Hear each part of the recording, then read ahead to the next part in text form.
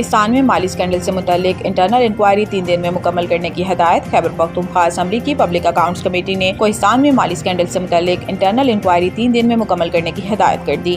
Khyber Pakhtunkhwa assembly کی public accounts committee کا اجلاس اسپیکر کے پی اسمبلی بابر سلیم سواتی کی زیر صدارت ہوا، جس میں متعلقہ حکام نے شرکت کی۔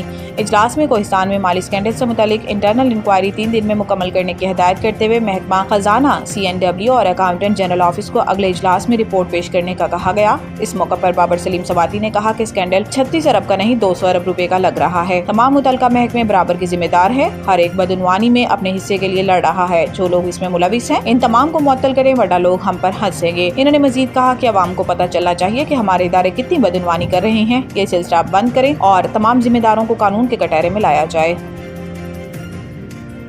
پاکستان نے پہلگام واقعے پر بھارتی الزامات کو سختی سے مسترد کر دیا۔ نیو یارک میں اقوام متحدہ میں پاکستان کے مستقل مندوب عاصم افتخار نے نیوز کانفرنس کرتے ہوئے کہا کہ دنیا جان لے پاکستان کا پہلگام واقعے سے کوئی تعلق نہیں۔ دنیا اس واقعے کی صاف شفاف تحقیقات کرے، پاکستان مکمل تعاون کرے گا۔ عاصم افتخار نے کہا کہ پاکستان اپنی سالمیت اور دفاع کے لیے مکمل تیار ہے۔ بھارت نے یک طرفہ طور پر ورلڈ بینک کے توسط سے طے پانے والی سنتاس معاہدے کو ختم کیا۔ پانی زندگی ہے، جنگوں میں استعمال ہونے والا ہتھیار نہیں۔ ماضی میں لڑی جانے والی جنگوں کے دوران بھی دریاؤں کا پانی نہیں روکا گیا۔ انہوں نے کہا کہ 24 کروڑ پاکستانیوں کا انحصار ان دریاؤں پر ہے۔ اگر پانی روکا گیا تو نتائج کا ذمہ دار بھارت ہوگا۔ جب تک مسئلہ کشمیر حل نہیں ہوتا، خطے میں امن و امان قائم نہیں ہوگا۔ مسئلہ کشمیریوں کے امنگوں کی مطابق حل ہونا چاہیے۔ پاکستان کے مستقل مندوب نے یہ بھی کہا کہ کشمیر پاکستان اور بھارت کے درمیان بنیادی مسئلہ ہے۔ بھارت کے حالیہ اقدامات پر شدید تحفظات ہیں۔ دنیا خطے میں امن کے قیام کے لیے کردار ادا کرے۔ پاکستان کی درخواست پر اجلاس بلانے پر سلامتی کونسل کے مشکور ہیں۔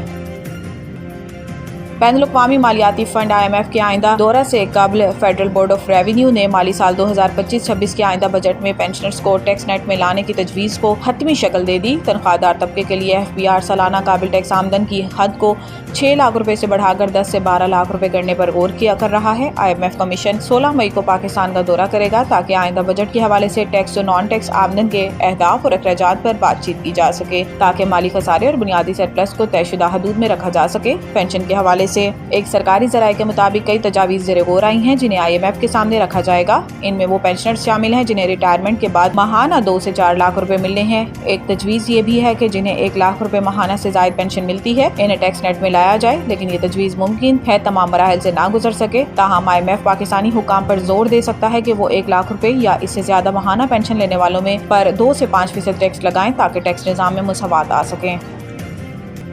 پاکستانی سفیر برائے امریکہ رضوان سعید شیخ نے کہا ہے کہ بھارت کی 24 کروڑ افراد پر مشتمل زرعی معیشت کو نقصان پہنچانے کی کوشش اعلان جنگ تصور کی جائے گی۔ پاکستانی سفیر رضوان سعید شیخ نے امریکی تھنک ٹینک نمائندگان کو پاک بھارت کشیدہ صورتحال پر بریفنگ دی اور پہلگام واقعے کی غیر جانبدارانہ اور شفاف تحقیقات کے مطالبے کا اعادہ کیا۔ پاکستانی سفیر نے کہا کہ بھارت نے پہلگام واقعے سے متعلق کوئی ثبوت پاکستان یا دنیا کے سامنے نہیں رکھا۔ بھارت نے جنگی جنون نے علاقائی امن کو خطرے میں ڈال دیا۔ رضوان سعید شیخ نے کہا کہ پاکستان دہشت گردی سے سب سے زیادہ متاثر ملک ہے۔ ہم عزت و وقار کے ساتھ امن پر یقین رکھتے ہیں۔ ان کا مزید کہنا تھا کہ سنتاس معاہدے کے حوالے سے بھارت کا طرز عمل لاقانونیت پر مبنی ہے۔